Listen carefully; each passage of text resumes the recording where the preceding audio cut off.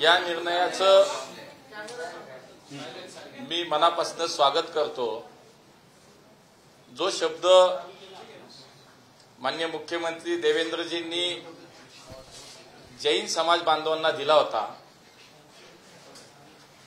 मी स्वतः जैन समाजाचे आचार्य गुप्तीनंदजी महाराज यांना प्रत्यक्ष भेटून आम्ही शब्द जो दिला होता की या जैन बोर्डिंगच्या झालेल्या व्यवहारासंदर्भात जैन समाजाची जी भावना आहे आम्ही त्यांच्या सोबत आहोत आणि म्हणून याच्यामध्ये या विषयाच्या संदर्भात असलेल्या सर्व घटकांशी चर्चा करून त्याला हा सगळ्यांना मिळून हा व्यवहार एक जैन समाजाची जी जनभावना आहे त्यांचं जे म्हणणं आहे त्यांच्या सोबत उभं राहण्यासाठीचं म्हणून ज्या आचार्यांनी सुद्धा आव्हान आम्हाला केलं, मी त्या दिवशी सुद्धा हा शब्द दिला होता की 1 तारखेपर्यंत आचार्य गुप्तीनंद महाराजांनी शब्द दिला होता की तोपर्यंत मी या निर्णयाची वाट पाहीन आणि मग माझं आमरण उपोषण सुरू होईल। त्यावेळेला सुद्धा त्यांना आश्वस्त केलं होतं, हा शब्द दिला होता की त्याच्या अगोदर 1 तारखेच्या अगोदर आपल्याला अपेक्षित आपल्या जैन बांधवांना अपेक्षित अशाच पद्धतीचा निर्णय हा घेण्यासाठी आम्ही प्रामाणिक प्रयत्न करू। माननीय मुख्यमंत्र्यांनी याच्यामध्ये अत्यंत महत्वाची भूमिका निभावली। जैन बांधवांसोबत आपल्याला उभं राहायचंय आणि म्हणून त्याच पद्धतीनं व्यक्तिगत पातळीवर मी सुद्धा जो शब्द दिला तो पाळण्यामध्ये आम्ही यशस्वी झालो।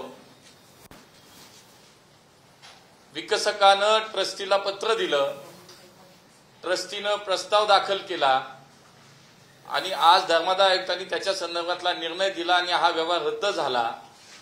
ही सर्वांच्या दृष्टीनं अत्यंत समाधानाची बाब आहे आणि म्हणून मला असं वाटतं की ह्या सगळ्या बाबतीत अत्यंत स्पष्टता पहिल्या दिवसापासून होती आणि आज अखेर या सगळ्या विषयाला पूर्णविराम मिळाला आणि म्हणून मी समस्त जैन समाजाच्या बांधवांना सुद्धा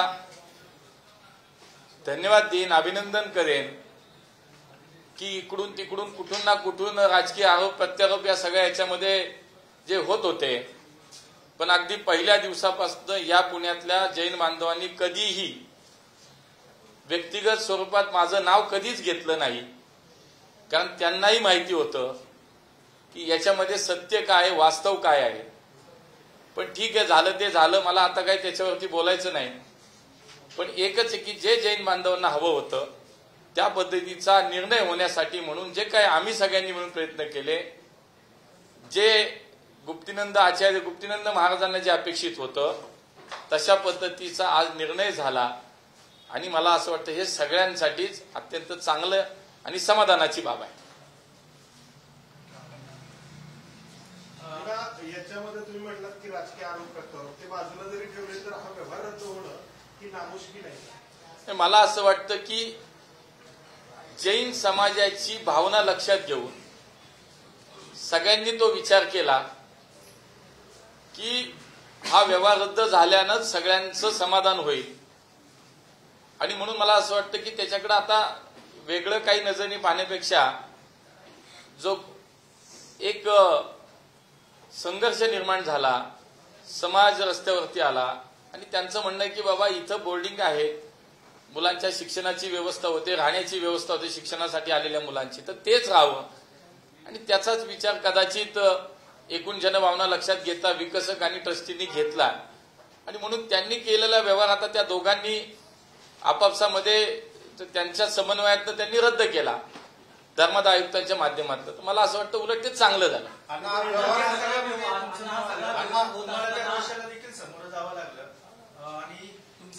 मी याच्यामध्ये सविस्तर एकदा सगळ्यांशी बोलणार आहे. या व्यवहारामध्ये काही चुकीचं घडलं सांगतो मी याच्याबाबत सविस्तर नक्की पुढच्या काळात बोलणार आहे. जमीन विकणारे ट्रस्टी, जमीन घेणारे गोखले बिल्डर्स आणि हा व्यवहार होऊ नये, समाजाला जागा राहावी म्हणून आपली मागणी मांडणारा जैन समाज, या 3 घटकांपुरताच हा विषय असताना त्याच्यामध्ये काय काय झालं, किती राजकारण झालं, किती घाणेरडे खालच्या पातळीचे आरोप झाले, याच्याशी काय काय जोडलं गेलं, मला असं वाटतं अत्यंत चुकीचं होतं. खूप वेदनादायी होतं की काही नसताना नाव जोडलं जाणं आणि कुठल्या पातळीवरती जाऊन ते आरोप करणं. मला असं वाटतं हे खरं तर कोणालाच अपेक्षित नव्हतं. जैन समाजाला सुद्धा याच्यामध्ये कुठेही राजकारण नको होतं. सरळ स्वच्छ त्यांची भावना होती की जागा परत मिळावी, ट्रस्टच्या माध्यमातून पुन्हा येतात त्या ठिकाणी सामाजिक आणि विधायक उपक्रम राबवले जावेत. आणि म्हणून ज्या दोघांनी मिळून व्यवहार केला, समाज म्हणून तिसरी व्यवस्था त्याच्यामध्ये किंवा घटक आला, आता तिघांनी एकमेकाचा साधारणतः विचार करून हा व्यवहार रद्द केला, तर मला असं वाटतं की खूप चांगलं आहे. पण बाकी गोष्टी आता मला वाटतं न पाहता याच्यामध्ये हाच विचार केला पाहिजे की कुठंतरी एक त्याच्यामध्ये संघर्ष निर्माण झाला, मग बाकीच्या लोकांनी त्याच्यात नको ते स्वतःचे स्वार्थ साधून घेतले, तर ते आता सगळं थांबलंय. तर मला असं वाटतं मागे न जाता आता पुढे याच्यात तर चांगलं झालंय, तर चांगलं काय व्हावं यासाठी सगळे प्रयत्न. तुमच्या सहकारी पक्षाचे जे नेते आहेत रवींद्र धंगेकर ते चतुर्शिंगी पोलीस स्टेशनमध्ये गेले होते. या सगळ्या व्यवहाराची रितसर चौकशी करा. जर तुम्ही गुन्हा नाही दाखल केला, चुकीचं काय झालं असेल तर जे काय व्हायचं त्याच्यामध्ये आपल्याकडे सगळ्या व्यवस्था आहेत, ते होईलच. कुणाला काय करायचं ते करू द्या. मला आज वाटतं की याच्यामध्ये काही नव्हतं, जे होतं ते संपलं. त्यामुळे आता कुणाला वाढवायचंय, कुणाला पुढे न्यायचं, ज्याच्या त्याच्या इच्छेचा भाग आहे. त्यामुळे मी काय त्याच्यावरती बोलणार नाही. बघा, आता व्यवहारामध्ये चुकीचं झालं का बरोबर झालं हे सांगण्याचं काम तसं माझं नाही. धर्मादाय आयुक्तांनी 28 तारखेला जी सुनावणी घेतली, ती सुनावणी त्यांनी व्हिडिओ कॉन्फरन्सच्या मार्फत ऑनलाईन केली, सगळ्या महाराष्ट्राने पाहिली. ते तुम्ही बघा आणि तुमचं मत तयार करा. कारण मी त्याच्यामध्ये माझा तो अधिकार नाही किंवा माझं ते काम नाही की तो व्यवहार चुकीचा का बरोबर. तो व्यवहार रद्द होणं हे सगळ्यांच्या हिताचं होतं, म्हणून त्याच्यासाठी मी पुढाकार घेतला. त्या समाजाने मला आवाहन केलं, विनंती केली. आचार्यांनी मला सांगितलं की तुम्ही समाजाबरोबर उभे राहा, म्हणून मी उभा राहिलो. माननीय मुख्यमंत्री साहेब याच्यामध्ये याच विषयात समाजाबरोबर उभे राहिले आणि म्हणून तो रद्द झाला. आता व्यवहार अगोदर झालेला चुकीचा का बरोबर, मी खरंच अगदी मनापासून तुम्हाला सगळ्यांना पण विनंती करेन, त्याच्या खोलात जा. त्याचे पहिल्या दिवसापासूनचे सगळे कायदेशीर त्याची कागदपत्र तपासा, त्याची घटना तपासा. धर्मादाय आयुक्ताकडे असलेले अधिकार, ट्रस्टीकडे असलेले अधिकार आणि विकसक म्हणून त्याच्यामध्ये जे काही गोखले आले, या सगळ्यांचं जे काय घडलं त्याची सत्यता पुढच्या काळात मला असं वाटतं की खरं मी तुम्हाला सगळ्यांना आवाहन करेन की तुम्ही एकदा तपासा, त्याच्या खोलात तुम्ही सगळेजण नक्की जा. राजा म्हणून संबोधलं होतं कारण तुम्ही पुण्याचे प्रतिनिधित्व करता, खासदार आहात. तुमचं पण अधिकार आहे जाऊन बघा. तुम्ही चेक करणार का किंवा गोखले बिल्डरचे काही बोलणं नाही. मला त्यांनी सांगितलं कि आप पुणे के सांसद हो, हमारे समाज के लिए आपको हमारे साथ खड़े रहना है और मेरा आपसे ये आह्वान है कि ये डील कैंसल हो, इसलिए आपको प्रयास करना चाहिए हमारे लिए. आणि म्हणून त्यांनी जेवढं सांगितलं तेवढंच मी केलं. व्यवहार अधिकृत का, चुकीचा का, बरोबर काय, हे माझं काम नाही. मला असं वाटतं ज्यांना त्याची मागणी आहे, ज्यांना ते हवंय ते बघतील. आणि मी तुम्हाला पुन्हा तेच सांगेल, खरं तुम्ही याच्या इतिहासात जा. 1957 का 58 सालापासून काहीतरी हा सगळा ट्रस्टचा सगळा व्यवहार आणि त्याचे कागदपत्र मला वाटतं काहीतरी धर्मादाय आयुक्ताकडनं अस्तित्वात आहे. 28 तारखेच्या धर्मादाय आयुक्ताचं जी काही सुनावणी त्यांच्याकडे झाली ती आपण सगळ्यांनी जर ऐकली ना, तर तुमच्याही मनात एकही प्रश्न राहणार नाही. मला विचारणार तुम्ही नाही, कोणालाही विचारला जाणार.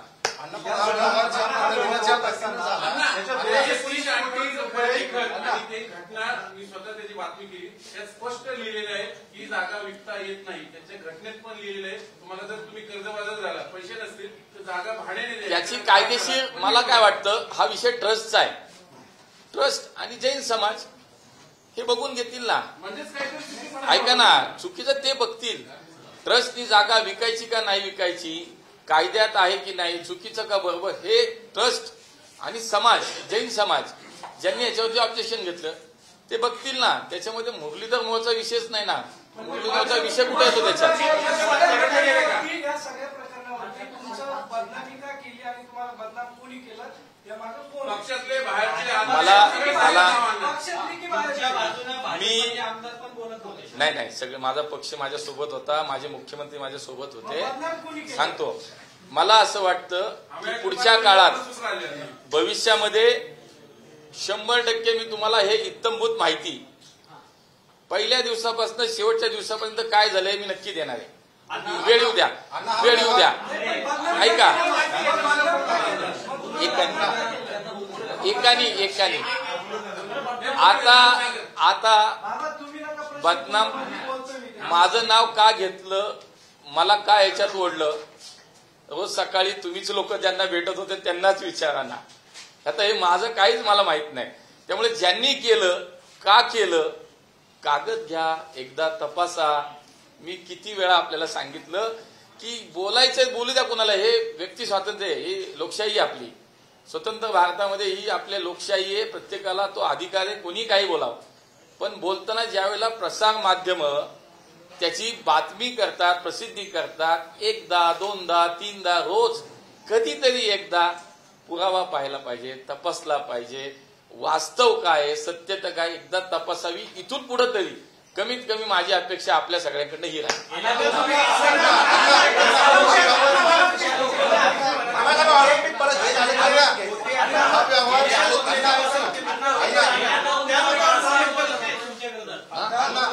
दंगेकर तुमचं नाव घेत नाहीये या प्रकरणामध्ये. काय विषय नाव घेत एकनाथ शिंदे येऊन गेल्यापासून बोलणं बंद केले. ते कधी घेतात कधी नाही घेत. आता मला खरंच कळत नाही काय चाललंय, त्यांनाच विचार.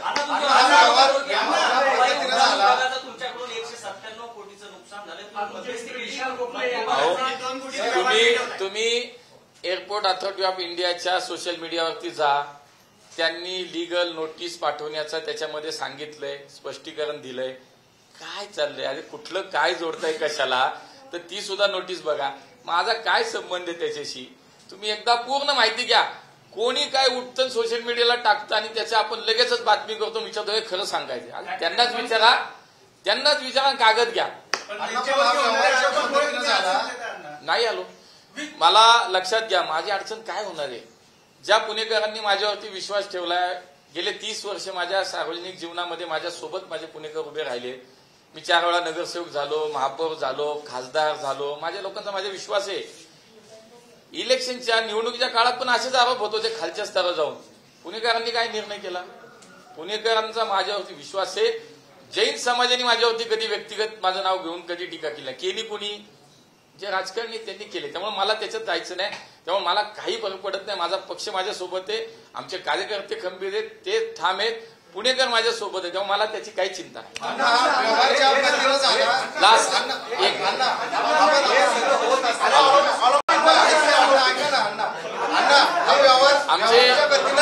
आमचे उपाध्यक्ष पदाचे उमेदवार आहेत, आमचे संदीपजी जोशी पण आहेत.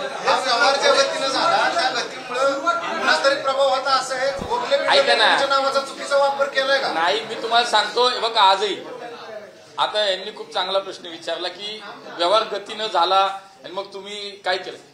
मी आपल्याला सगळ्यांना सांगतो, या व्यवहारामध्ये तलाठी तहसीलदार प्रांत कलेक्टर पर्यंत सगळ्यांना कुणालाही जाऊन विचारा. महानगरपालिकेत आयुक्तापर्यंत कुणालाही विचारा, धर्मादाय आयुक्ताच्या कुठे, की मी कधी याच्यामध्ये कोणाला बोललो का, भेटलो का, फोन केला का, मेसेज केला, कुठंही दाखवा कोणी. काय कुणी काय बोलतंय आणि आपण त्याच्यावरती विश्वास. तर माझी तेवढीच विनंती आहे, हे झालं आता चांगलं झालं. जैन समाजाला याच्यामध्ये त्यांना अपेक्षित असा निर्णय झाला.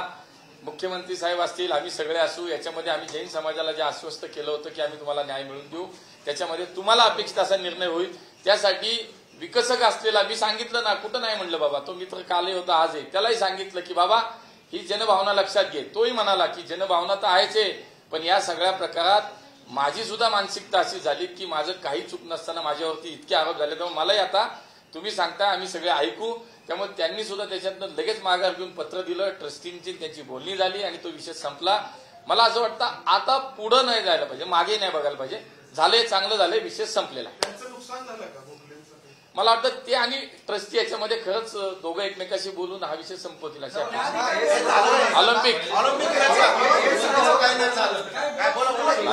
सुरुवातीला दोघांनी बोलणं झालं होतं का? पहिल्यांदा जेव्हा आरोप झाले त्याच वेळी नाही माझं काही बोलणं नाही झालं. ज्या वेळेला आचार्य गुप्तीनंद महाराजांनी ज्या वेळेला मला तिथं बोलावलं, मला त्यांनी सांगितलं की तुमच्याकडनं आमच्या समाजाची अपेक्षा आहे की हा विषय रद्द झाला पाहिजे, तुम्ही याच्यात काम करा.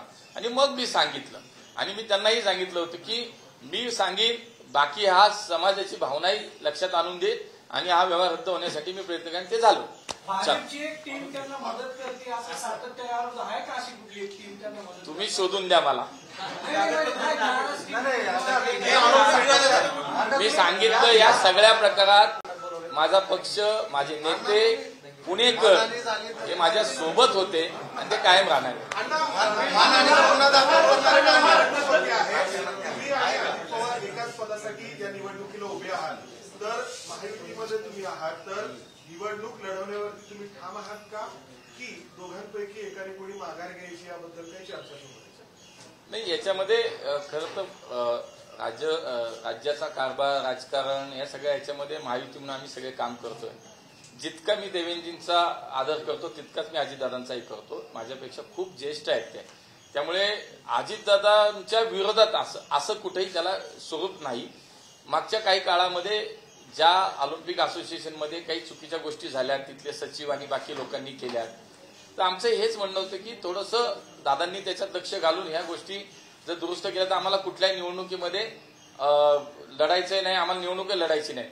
मी ज्या संघटनेचं प्रतिनिधित्व करतो, मी स्वतः राष्ट्रीय कुस्तीगीर आहे, माझी संघटना कुस्तीची आहे. माझ्या कुस्तीमध्ये मला माझ्या संघटनेला इंडियन ऑलिम्पिक असोसिएशनची मान्यता आहे, माझ्या नॅशनल फेडरेशनची मान्यता आहे, माझ्या नॅशनल फेडरेशनला वर्ल्ड फेडरेशनची मान्यता आहे आणि महाराष्ट्र ऑलिम्पिक असोसिएशनची गेले 4 वर्ष धडपडतो आम्ही, आम्हाला मान्यताच मिळत नाही. हा कुठला प्रकार आहे? म्हणून अनेक वेळा आम्ही सगळ्यांनी विनंती केली. मी स्वतः दादांना भेटलो, त्यांनी त्या सचिवाला बोलवलं, आज मान्यता देऊन टाक आणि परत तो विषय व्हायचा नाही. माझ्या संघटनेसारख्या अनेक 10-12 संघटना या सगळ्या विषयात अशाच पद्धतीनं एकत्र आल्या की आज आम्हाला न्यायच मिळत नाही. आमच्याकडे ऑलिम्पिक असोसिएशनची मान्यता, इंडियन ऑलिम्पिकची मान्यता आहे, पण आम्हाला महाराष्ट्राची मिळत नाही. असे 8-10 खेळांच्या संघटना एकत्र आल्या आणि आम्ही सगळ्यांनी विनंती केली की बाबा आम्हाला कुठली निवडणूक लढायची नाही, पण आम्हाला तिथं चुकीचं काम करणाऱ्या माणसाला आता ठेवू नका, सोबत घेऊ नका. पण आम्हाला असं वाटतं की तिथं कुठंतरी ते ऐकलं गेलं नाही आणि तीच लोक परत एकदा निवडणुकीला त्यांच्याच बरोबर उभे राहिल्यामुळे सगळ्यांचा हा सगळा रोष बाहेर आला आणि आम्ही सगळ्यांनी असं ठरवलं की आपण निवडणूक लढूया. आम्ही सगळे क्रीडा संघटक, क्रीडा क्षेत्रातलीच मंडळी एकत्र आलो. आमचे काही क्रीडा क्षेत्रातली आमचे पैलवान असतील, बाकी खेळातली काही मंडळी सगळे एकत्र आले, म्हणले की आपण खेळाडू म्हणून तुम्ही याच्यामध्ये या आणि या विषयामध्ये तुम्ही स्वतः खेळाडू म्हणून आहात, तर तुम्ही या निवडणुकीमध्ये या. आणि सगळ्यांनी मिळून एकत्र येऊन हा निर्णय केला आणि मग निवडणुकीला आम्ही उभं राहायचा विचार केला. याच्यामध्ये कुठेही राजकारण, राजकीय भाजप, राष्ट्रवादी, महायुती याला कुठलीही किनार नाही. खेळामध्ये अनेक वर्ष अजितदादांचा अनुभव आहे, त्यांचे मार्गदर्शन आम्ही घेऊ आणि ही निवडणूक आम्ही खेळीमेळीच्या वातावरणात पार पाडू असं वाटतं. शेरगावकर महासचिव आहेत, त्यांच्यावर गुन्हा दाखल झालेला आहे. आई निवडणुकीला नाही, त्यांच्या बाबतीच्या तक्रारीचा एवढा चिठ्ठा आहे सगळ्यांचा, सगळ्या संघटनांचा आहे. त्यांच्या विरोधात 2 महिन्यापूर्वी आंदोलन झाले, आज नाही झालं. 2 महिन्यापूर्वी आमरण उपोषण झालं त्यांच्या विरोधात आणि मग त्यावेळेला पोलीस कमिशनर असतील, राज्याचे क्रीडा आयुक्त असतील, यांनी आश्वासन दिलं की आम्ही यांची चौकशी करू गैरव्यवहार झाल्याची. तेव्हा ते उपोषण सोडलं गेलं होतं आमच्या बोंडवेंचं. त्यामुळे आजचा नाही हा विषय, खूप वर्षापासून चाललंय.